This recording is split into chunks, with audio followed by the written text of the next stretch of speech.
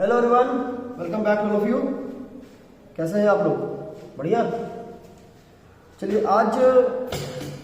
आज थोड़ा सा समय हम लोग जो हमने कल पढ़ा था, कल का जो हमारा टॉपिक था, उसी में कुछ थोड़ा सा और एक्सप्लेन करना ज़रूरी है, क्योंकि वीडियो बहुत लंबा हो गया था और उस लंबे वीडियो में भी कुछ ज़रूरी टॉपिक्स थे जो मैंने ठीक से या जितना एक्सप्लेन करना चाहिए था वो मैंने नहीं किया था। तो मैं अभी जो चीज़ें कल रह गई थी वो बताऊँगा, फिर उसके बाद मैं कुछ एक टॉपिक करके हम आगे बढ़ेंगे। बस लगे रहिए, जुड़े रहिए वीडियो के साथ, डाउट्स अपने शेयर करते रहिए यदि है तो। प्रयास तो मेरा रहता है कि कोई डाउट ना रहे, लेकिन अगर आते हैं तो आप बेहिचक डाउट्स अपने शेयर कर सकते हो। डाउट होना बहुत ज़रूरी है। डाउट होने का मतलब ये होता है कि आप अपना अध्ययन जारी रखें। अगर आपके डाउट्स नहीं आ रहे इसका मतलब ये कि आप पढ़ाई नहीं कर रहे ठीक से, ठीक है? तो डाउट्स आना is a very important aspect of studies. तो आज जो मैंने कल आपको बताया था, मैंने आपको बताया था कि एस ब्लॉक में, पी ब्लॉक में इलेक्ट्रॉन्स कहाँ जाते हैं, डी में कहाँ जाते हैं, एफ में कहाँ जाते हैं। हम इस चीज़ को अभी समझने की कोशिश करेंगे। बोर्ड पे मैं एक छोटा सा रिप्रेजेंटेटिव डायग्राम बनाऊंगा, उसको आप देख के थोड़ा इमेजिन कीजिएगा और इमेजिन करके समझने की कोशिश कीजिएगा जो मैं बताता हूँ। Let us say we have s block elements, ठीक है? एस ब्लॉक में कौन कौन से ग्रुप्स आते हैं? ग्रुप 1 आता है, ग्रुप 2 आता है, ठीक है? ओके, ग्रुप 1 में ढेर सारे एलिमेंट्स आते हैं। कौन कौन से एलिमेंट्स आते हैं उसके बारे में हम आगे डिस्कस करेंगे। मैं जो बताना चाहता हूं उसको समझिए। जो ग्रुप 1 होता है उसमें आउटर मोस्ट इलेक्ट्रॉन्स कितने होते हैं? 1 होता है। और जो ग्रुप 2 होता है उसमें आउटर मोस्ट इलेक्ट्रॉन्स कितने होते हैं? उसमें 2 होते हैं, ठीक है? ग्रुप 1 का जो जनरल कॉन्फ़िगरेशन होता है, जनरल इलेक्ट्रॉनिक कॉन्फ़िगरेशन होता है, वो कितना होता है? NS1। ग्रुप 2 होता है उसका जनरल इलेक्ट्रॉनिक कॉन्फ़िगरेशन क्या होता है? NS2।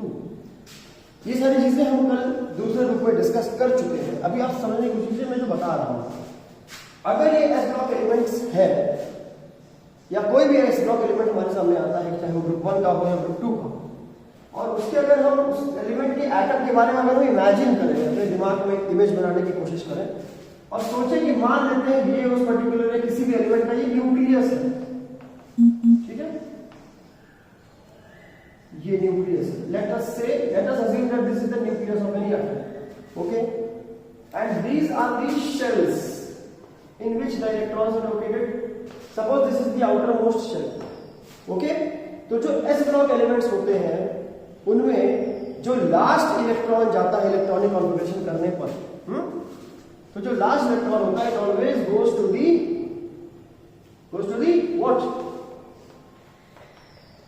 outermost shell. Okay, this outermost shell is also known as ultimate shell. जो outermost shell होती है उसको हम ultimate shell भी बोलते हैं। ultimate क्यों? क्योंकि ultimate किसको बोला जाता है? जो सबसे ज्यादा या सबसे दूर या जो सबसे मैक्सिमम दूरी पे हो उसको ही ultimate कहा जा सकता है, ठीक है? अपनी नॉर्मल बोलचाल की भाषा में भी अल्टीमेट उसी को कहते हैं जो एक लिमिट तक जाता हो, जो एक सीमा तक जाता हो, ठीक है? तो शेल्स की सीमा इस पर्टिकुलर एटम के लिए कहां तक जाती है? यहां तक जाती है। इसलिए इस शेल को क्या कहेंगे? इसलिए इसको अल्टीमेट शेल कहेंगे, ठीक है? तो एस ब्लॉक में जो लास्ट इलेक्ट्रॉन होता है that goes to the ultimate shell which is also which is actually the outermost shell. Outermost shell is called ultimate shell and the last electron goes to the outermost shell, which is very much clear from this diagram. Okay, now let us say we have to यही चीज कुछ ऐसी ही चीज होती है P block में। जैसे suppose P block है तो पी ब्लॉक में कितने ग्रुप्स होते हैं? Group number 13, 14, 15, 16, 17 and 18। जो पी ब्लॉक होता है इसका मैंने कल आपको बताया था कि इसका जो जनरल इलेक्ट्रॉनिक कॉन्फ़िगरेशन होता है, जनरल इलेक्ट्रॉनिक कॉन्फ़िगरेशन क्या होता है? NS2। मतलब एस ब्लॉक तक 2 इलेक्ट्रॉन भर चुके होते हैं और उसके बाद इलेक्ट्रॉन्स एक्स्ट्रा होते हैं, वो कहां जाते हैं? वो जाते हैं पी में, ठीक है? और कहां से कहां तक? पी में कितने इलेक्ट्रॉन आ सकते हैं? 6 आ सकते हैं। तो 1 से लेके 6 तक। मतलब अगर ग्रुप 13 है तो NS2NP1 होगा, ग्रुप 14 है तो NS2NP2 होगा, ग्रुप 15 है तो NS2NP3 होगा, ग्रुप 16 है तो NH2NP4 होगा, ग्रुप NH2NP5 होगा और ग्रुप 18 है तो NH2NP6 होगा. So NH2NP1 to 6 is the general electronic configuration of p block elements. Okay. Now if we try to understand the positioning of the last electron according to the electronic configuration of p block elements, it is very much similar to that of s block elements. s block elements में जो last electron होता है कहाँ जाता है? Ultimate shell में जाता है, आउटरमोस्ट शेल में जाता है. सेम चीज p ब्लॉक एलिमेंट्स के साथ भी होती है. इनमें भी जब इलेक्ट्रॉनिक कॉन्फ़िगरेशन किया जाता है तो जो लास्ट इलेक्ट्रॉन होता है वो कहाँ जाता है? It goes to the ultimate shell, outermost shell. ठीक है. So this particular explanation remain same for s block and for p block both. Okay. अब आप देखिए, अब हम बात करेंगे d ब्लॉक एलिमेंट्स. ठीक है. If we are talking about d block elements from group number 3 to 12, group number 3 से लेकर ग्रुप नंबर 12 तक होते हैं. जो ग्रुप पीरियोडिक टेबल में हमारा ग्रुप 3 से लेकर 12 तक है, उस पूरे ब्लॉक को क्या कहते हैं? पूरे ब्लॉक को डी ब्लॉक कहा जाता है. ठीक है. इस पर्टिकुलर डी ब्लॉक में जो जनरल इलेक्ट्रॉनिक कॉन्फ़िगरेशन होता है, जो कि हमने कल बताया था आपको, क्या बताया था भाई? आउटरमोस्ट की अगर बात करें तो क्या होता है? n-1 d1 to 10, right? इसमें जो लास्ट इलेक्ट्रॉन होता है वो कहां जाता है? डी ब्लॉक में. डी ब्लॉक एलिमेंट्स को मैंने कल आपको बताया था कि उनको ट्रांजिशन मेटल्स भी कहा जाता है ना? तो जो डी ब्लॉक होता है उसके जितने भी एलिमेंट्स होते हैं उनका जो last electron it goes to which shell? It goes to the second last shell. Now, this is the last shell. This is the second last shell. The second last shell is also known as penultimate shell. All right? Very easy, very clear. Okay? Now, if we talk about any f block element, तो f block element में क्या होता है? ये nucleus है, ये पहली shell है, दूसरी शेल है, तीसरी शेल है. ठीक है. ये चौथी शेल है एंड सो ऑन. ठीक है. तो उसमें f ब्लॉक में क्या होता है? जब the last electron goes to which shell? The third last shell. Means it is known as anti penultimate shell. ये वो टर्म्स है जो आपको पता होने चाहिए. अल्टीमेट शेल किसको बोलेंगे? पेनल्टीमेट शेल किसको बोलेंगे? एंटी पेनल्टीमेट शेल किसको बोलेंगे? ये आपको पता होना चाहिए. और चूंकि एफ ब्लॉक एलिमेंट्स में जो लास्ट इलेक्ट्रॉन होता है वो एंटी पेनल्टीमेट में जाता है, मतलब वो सेकंड लास्ट में जाता है, मतलब वो पेनल्टीमेट से भी पहले वाली शेल में जाता है. इसीलिए इनको ये ट्रांजिशन सीरीज थी नहीं, इसीलिए. और ये कहां पे है? ट्रांजिशन के इनर वाली शेल है. इसीलिए एफ ब्लॉक एलिमेंट्स को क्या कहते हैं? Inner transition. मतलब ट्रांजिशन से भी जो इनर शेल में लास्ट इलेक्ट्रॉन को प्लेस करे उस सीरीज को क्या बोलेंगे? उसको इनर ट्रांजिशन सीरीज बोलेंगे. मतलब जो लैंथेनॉइड्स है, जो एक्टिनॉइड्स है, वो क्या है? वो इनर ट्रांजिशन सीरीज है. ठीक है. तो ये वो चीजें हैं जो मैंने आपको अभी बताई. ये वो चीजें जो आप कल के वीडियो को देखेंगे तो शायद आपके मन में कुछ प्रश्न रह जाते. तो प्रश्नों को उठने की वजह से मैंने भी जो वीडियो को बाद में देखा, मुझे ऐसा लगा कि शायद इसको मुझे और एक्सप्लेन करना चाहिए था. इसीलिए मैंने आज के वीडियो में पहले ही इसको बता दिया आपको. इसके आगे मैं बढ़ना चाहता हूँ, सोचता हूँ थोड़ा आगे बढ़ते हैं इस टॉपिक को लेके. तो लेट अस से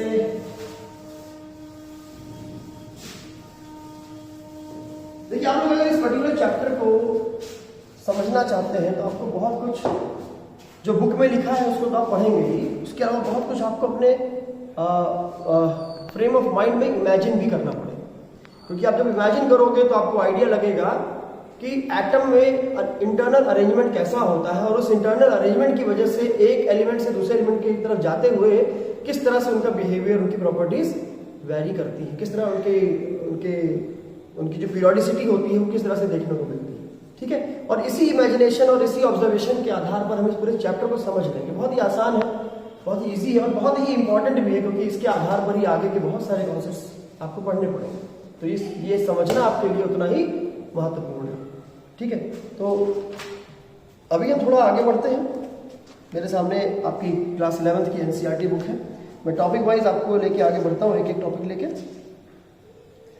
हम लोग इलेक्ट्रॉनिक कॉन्फ़िगरेशन कर चुके हैं। एफ ब्लॉक तक मैं बता भी चुका हूँ कल आपको।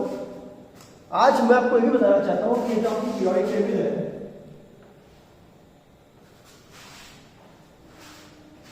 ये एक रफ स्ट्रक्चर है पीरियोडिक टेबल का।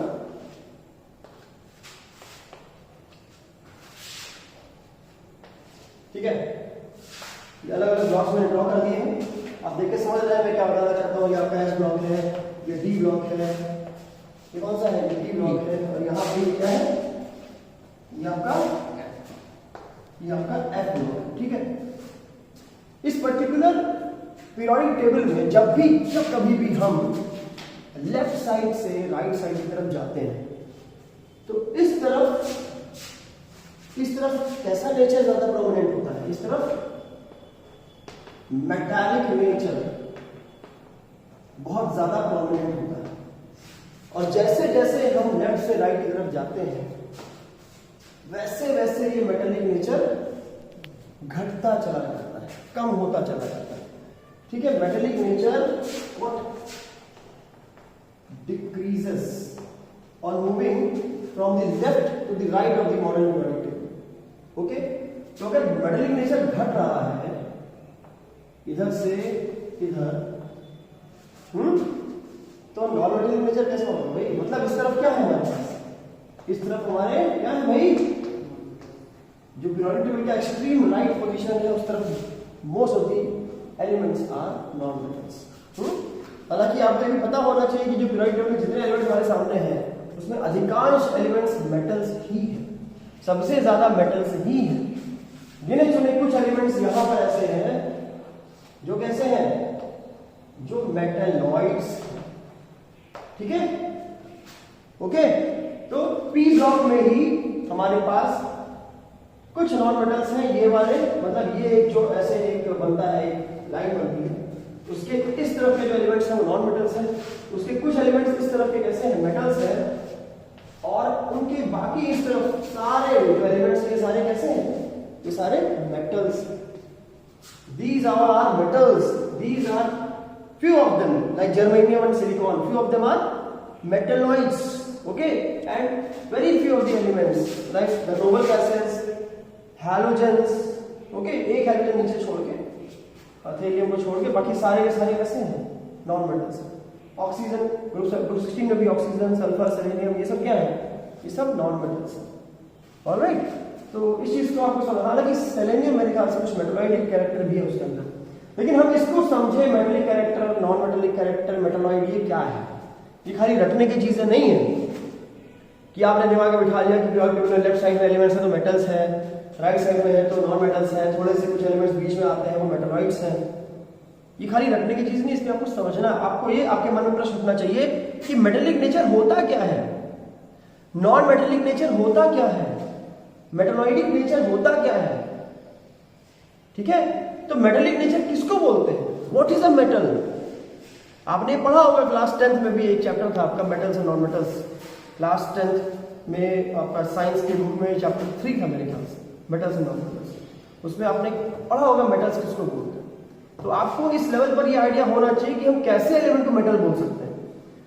तो मैं आपको बता देता हूं, those elements are called metals which have a strong tendency to lose electrons in chemical combination। मतलब वो एलिमेंट्स जो केमिकल कॉम्बिनेशन में जाने के लिए क्या करते हैं, इलेक्ट्रॉन्स को लूज करने की टेंडेंसी रखते हैं। मतलब वो किसी दूसरे एलिमेंट के साथ अगर कंबाइन करेंगे तो उनके उस कॉम्बिनेशन में उनका कैसा बिहेवियर देखने को मिलता है, इलेक्ट्रॉन लूज करने वाला बिहेवियर। मतलब they want to what, they want to do what, they want to lose electrons. And why do they want to lose electrons, elements electron lose क्यों करना चाहते हैं, in order to achieve the stable electronic configuration called octet. ठीक है, उसके बारे में हम अगले चैप्टर में बात करेंगे। चैप्टर 4 बहुत ही इंटरेस्टिंग चैप्टर है, बहुत ही ज्ञानवर्धक चैप्टर है। उस चैप्टर को पढ़ेंगे आपको बहुत सारी जानकारियां हो जाएंगी केमिस्ट्री के बारे में। ठीक है, फिलहाल अभी आप ये समझिए कि मेटलिक नेचर उस नेचर को बोलते हैं जो नेचर जिसकी वजह से या by virtue of which the elements have a tendency to lose electrons in chemical combination. मतलब जब कभी भी वो केमिकल कॉम्बिनेशन करते हैं then they do what? They undergo losing of electrons. Okay? और तो इलेक्ट्रॉन को लूज करने की टेंडेंसी सबसे ज्यादा किधर है? एस ब्लॉक की तरफ, प्योरिटी में। और जैसे ही एस ब्लॉक से हम किधर जाते हैं? डी की तरफ आते हैं, डी से पी की तरफ आते हैं, वैसे वैसे इलेक्ट्रॉन को लूज करने की टेंडेंसी घटती जाती है। कैसी टेंडेंसी बढ़ने लगती है? इलेक्ट्रॉन्स को गेन करने की टेंडेंसी बढ़ने लगती है। तो इलेक्ट्रॉन को गेन करने की टेंडेंसी सबसे ज्यादा कहां होती है? ग्रुप 17 में होती है। ग्रुप 17 में किस एलिमेंट में सबसे ज्यादा होती है? फ्लोरीन में होती है। और इसीलिए फ्लोरीन को क्या कहा जाता है? इसीलिए फ्लोरीन को वर्ल्ड्स मोस्ट इलेक्ट्रोनेगेटिव एलिमेंट कहा जाता है। आपकी पीरियोडिक टेबल में जितने भी एलिमेंट्स हैं, उन सभी एलिमेंट्स में सबसे अधिक इलेक्ट्रोनेगेटिव एलिमेंट कोई है तो वो कौन सा एलिमेंट है? वो है ग्रुप 17 में मौजूद जो पहला एलिमेंट है, इसका नाम है फ्लोरीन, जिसका एटॉमिक नंबर है 9, जिसका कॉन्फ़िगरेशन है 1s2 2s2 2p5। ठीक है, तो ये सारी चीजें हैं जो आपको सोचनी पड़ेंगी, स्टडी करनी पड़ेगी, बुक को रीड करना पड़ेगा और अपने आप से प्रश्न करने पड़ेंगे और उन प्रश्नों का उत्तर भी खोजना पड़ेगा। यदि आप उन प्रश्नों का उत्तर खोज लेते हैं तो बहुत अच्छी बात है, नहीं खोजते हैं तो उसको डिस्कस कीजिए, फ्रेंड्स के साथ डिस्कस कीजिए, आप मेरे साथ डिस्कस कर सकते हैं, ग्रुप में डिस्कस कर सकते हैं। आप फोन बाय फोन भी अगर आप चाहें तो मैं डिस्क्रिप्शन में अपना मोबाइल नंबर डाल दूंगा, आप चाहें तो मुझे कॉल करके भी अपने क्वेश्चंस को शेयर कर सकते हैं। I be very happy to interact with you on any medium. तो आप इस चीज को समझिए कि मेटालिक कैरेक्टर किसे बोलेंगे? Metallic character is the character by virtue of which an element has a tendency to lose electrons. Just opposite to it is the non-metallic character, which means while undergoing any kind of chemical combination, an element has a tendency to gain electron. मतलब chemically combine होने के लिए element क्या करना चाहता है? Electron को gain करने की टेंडेंसी रखता है। तो ऐसे एलिमेंट को क्या बोलेंगे? नॉन मेटल बोलेंगे। ठीक है, ओके। तो ये मेटालिक कैरेक्टर इधर ज्यादा होता है, धीरे धीरे कम होता जाता है, यहाँ पे बहुत कम हो जाता है। और इसीलिए हमारे पी ब्लॉक में बहुत सारे एलिमेंट्स, आधे एलिमेंट्स लगभग कैसे हैं? Non metals. और ये वाला जो पोर्शन है ये कौन सा है? ये मेटलॉइड्स। मेटलॉइड्स क्या होते हैं? मेटलॉइड्स उन एलिमेंट्स को कहा जाता है जो क्या करते हैं भाई? जो कभी कभी मेटल्स की तरह बिहेव करते हैं, कभी कभी नॉन मेटल्स की तरह बिहेव करते हैं। उनके स्ट्रक्चर के बारे में भी हम पढ़ेंगे आगे चल के। क्लास 12 में भी आप पढ़ोगे चैप्टर सॉलिड स्टेट, उसमें भी आप पढ़ोगे इस चीज के बारे में। हालांकि बस आपको ये आइडिया होना चाहिए कि जब हम मेटलिक से नॉन मेटलिक कैरेक्टर में पढ़ रहे हैं तो कुछ एलिमेंट ऐसे जरूर पढ़ेंगे जो दोनों प्रॉपर्टीज शो करने की प्रॉपर्टी रखते हो। ठीक है, तो वही एलिमेंट्स पीरियोडिक टेबल में जो कहीं ना कहीं इन मतलब मेटलिक प्रॉपर्टी और नॉन मेटलिक प्रॉपर्टी लगभग दोनों प्रॉपर्टी एग्जिबिट करने के टेंडेंसी में आते हैं, उन्हीं को मेटलॉइड कहा जाता है। जैसे silicon and germanium are one of the mostly used metalloids in the world. तो इस चीज को आप समझिएगा, मेटल्स, नॉन मेटल्स, मेटलॉइड्स आप एनसीईआरटी से पढ़ लीजिएगा एक बार, पेज नंबर 85 पे बहुत ही क्लियरली लिखा हुआ है, बहुत ही अच्छे से एक्सप्लेन किया हुआ है। डाउट्स हो तो आप आगे भी पूछ सकते हैं। ठीक है, अभी मैं जो अगली चीज डिस्कस करना चाहता हूँ मैं इसको इरेज कर रहा हूँ, क्योंकि आप जो भी डाउट हो मुझसे पढ़ लीजिएगा नहीं और शेयर भी कर सकते हैं अपने प्रॉब्लम्स को। बाकी मैं इसी वीडियो में कुछ और चीजें बताना चाहता हूँ आपको, ताकि हम जल्दी से जल्दी इस चैप्टर से पार पाके अगले चैप्टर की तरफ बढ़े।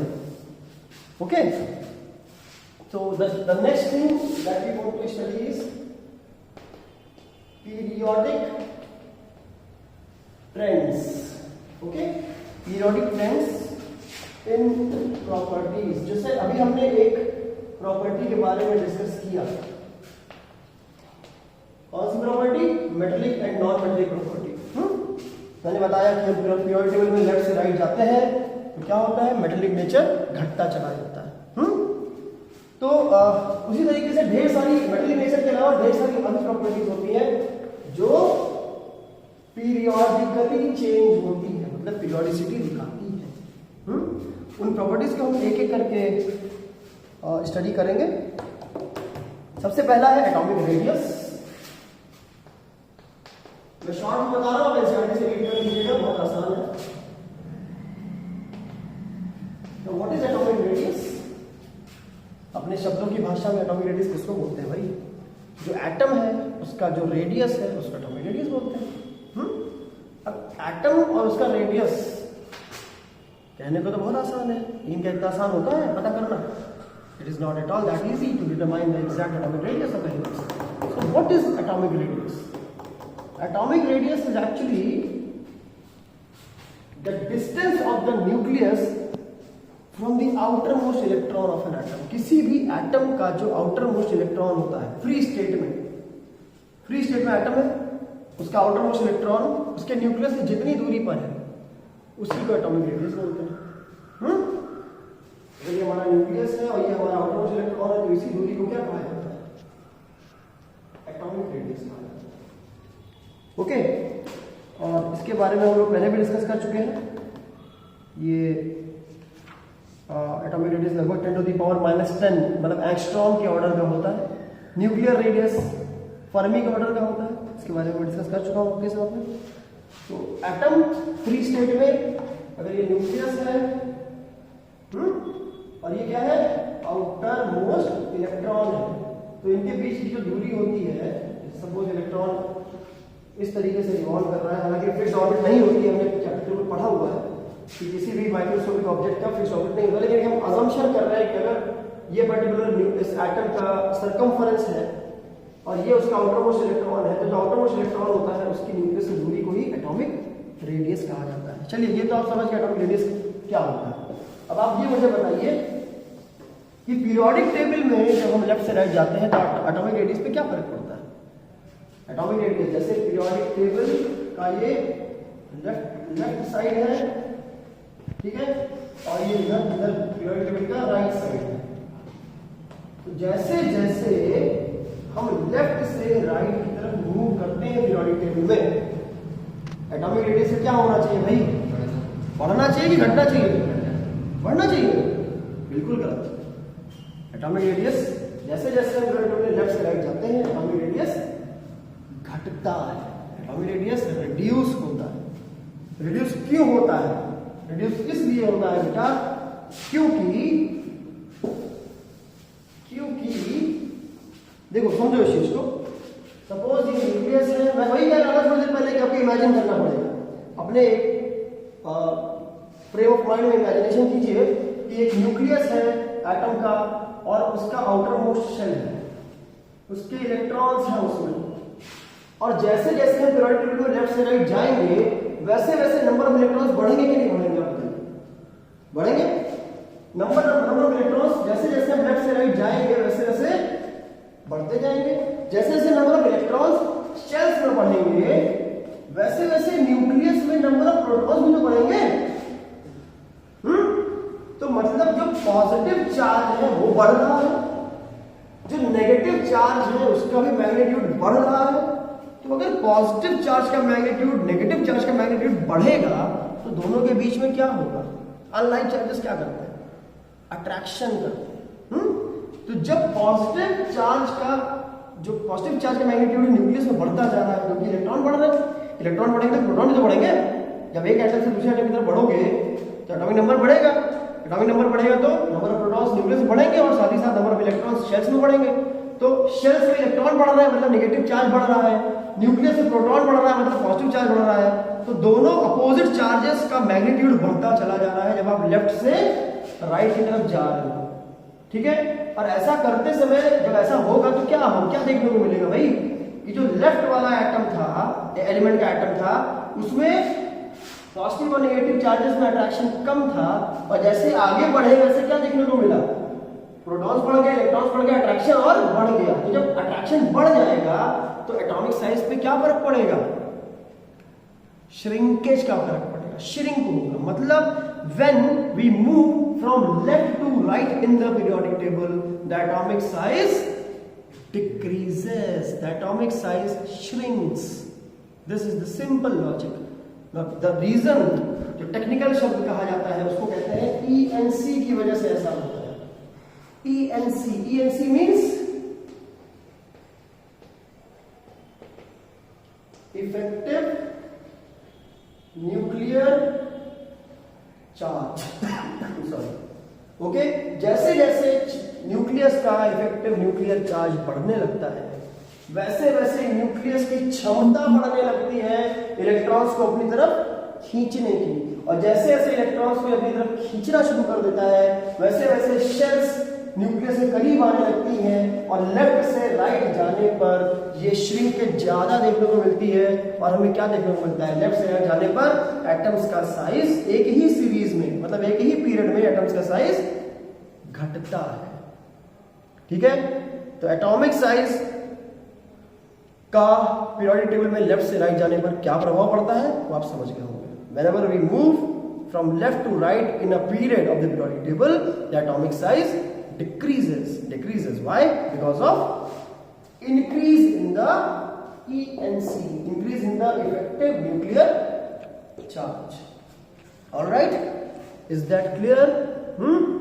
चलिए इसी चीज को थोड़ा सा और आगे बढ़ा देते हैं, एक दूसरा टॉपिक ले लेते हैं। डाउट होता बताइएगा भैया, क्योंकि डाउट होगा तो फिर आगे बढ़ने में आप समझने में समस्या आ जाएगी। इसलिए इस पर्टिकुलर टॉपिक पर अगर डाउट होगा तो आप मुझे अवश्य बताइएगा ग्रुप में। ठीक है, मुझे पता है थोड़ा सा समय ज्यादा हो गया है, लेकिन मुझे इस चीज को एटलीस्ट बताना ही पड़ेगा। आयनिक रेडियस, आयनिक रेडियस क्या होता है? What is ionic radius? Video लंबा होता है, अगर आप लोग बोर होते हो तो बताइएगा, मैं वीडियो छोटे कर दूंगा, आधे टॉपिक पढ़ाऊंगा। ठीक है, मुझे समस्या नहीं है, मैं तो पढ़ाने वाला काम करना है ना मेरा, मैं तो कैसे भी जैसे आपको उचित लगे वैसे पढ़ाऊंगा, लेकिन ज्यादा मुझे लगता है कि एक टॉपिक को मैं एक दिन में कम से कम खत्म करना चाहिए। तो atomic radius, ionic radius. Ionic radius क्या है भाई? The radius of an ion is called ionic radius. किसी भी आयन का जो रेडियस होता है उसे क्या बोलते हैं? उसे आयनिक रेडियस बोलते हैं। क्या ये उचित डेफिनेशन है? नहीं, मेरे हिसाब से ये अधूरी डेफिनेशन। ये लेमैन के लिए या आम व्यक्ति के लिए ये ट्रांसलेशन हुआ, तो आपने अनुवाद कर दिया। आयनिक रेडियस मतलब आयन का रेडियस, नहीं, ये पर्याप्त नहीं है। आयनिक रेडियस इज एक्चुअली, देखो मान लो ये एक पॉजिटिवली चार्ज आयन है। क्या कहते हैं पॉजिटिवली चार्ज आयन को? कैटायन। ठीक है, तो आयनिक रेडियस किसको बोलेंगे भाई? आयनिक रेडियस जब कभी भी कोई आयनिक कंपाउंड बनता है, तो आयनिक कंपाउंड बनने के लिए क्या होना चाहिए? आयनिक कंपाउंड बनने के लिए आयंस का कंबाइन होना जरूरी है। आयंस कौन से कंबाइन होते हैं? कभी भी लाइक चार्जेस वाले आयन कंबाइन नहीं होते हैं। नेगेटिव मतलब एनायन नहीं कंबाइन करेगा, कैटायन नहीं कंबाइन करेगा। हमेशा एक कैटायन और एक एनायन या equal number of equal charges carrying cations और एनायंस विल कंबाइन। ओके, तो लेट अस से एक एग्जांपल लेते हैं कि एक कैटायन हमारे पास, एक एनायन हमारे पास, ये दोनों करीब आ चुके हैं और इन दोनों के बीच में बॉन्डिंग होने वाली है। बॉन्डिंग जब होती है तो इसका ये न्यूक्लियस है, इसका ये न्यूक्लियस है। जब ये जितने करीब आ सकते हैं उतने करीब जब आ जाते हैं तो इनके बीच में बॉन्डिंग हो जाती है। उस बॉन्ड को कहते हैं आयनिक बॉन्ड। इसके बारे में भी हम अगले चैप्टर में पढ़ेंगे अच्छे से, ताकि आपको अच्छे से समझ में आएगा। फिलहाल आप इतना जानिए कि आयंस के बीच में बनने वाला जो बॉन्ड होता है उसको आयनिक बॉन्ड बोलते हैं। और ऐसे आयनिक बॉन्ड में जो कंबाइनिंग आयंस होते हैं, उनके जो न्यूक्लियाई होते हैं, उन न्यूक्लियाई को जोड़ने वाली जो स्ट्रेट लाइन होती है, उस स्ट्रेट लाइन का जो एग्जैक्टली हाफ होता है उसको कहते हैं क्या? उसको कहते हैं आयनिक रेडियस। ठीक है, आयनिक रेडियस आप समझ चुके होंगे कि क्या होता है। और आयनिक रेडियस अगर हम बात करें पीरियोडिक टेबल में लेफ्ट से राइट जाने पर, तो आप जैसा समझ देख ही रहे थे कि एटॉमिक रेडियस पे क्या फर्क पड़ता है। लेफ्ट से राइट जाने पर एटॉमिक रेडियस घटता चला जाता है ना? तो आयनिक रेडियस पे भी कुछ ऐसा ही होने वाला है, क्योंकि जब आयन बनता है, कैटायन बनता है, तो अपना आउटरमोस्ट इलेक्ट्रॉन खो देता है, तो उसका साइज और छोटा हो जाता है। तो लेफ्ट से राइट आने पर एक ही पीरियड में आयनिक रेडियस क्या होना चाहिए? घट जाना चाहिए। लेकिन कई बार क्या होता है, जो एनायन का साइज होता है वो फिक्स नहीं होता है, क्योंकि कभी कोई एनायन हो सकता है, कभी कोई एनायन हो सकता है। कुछ एनायंस क्या करते हैं,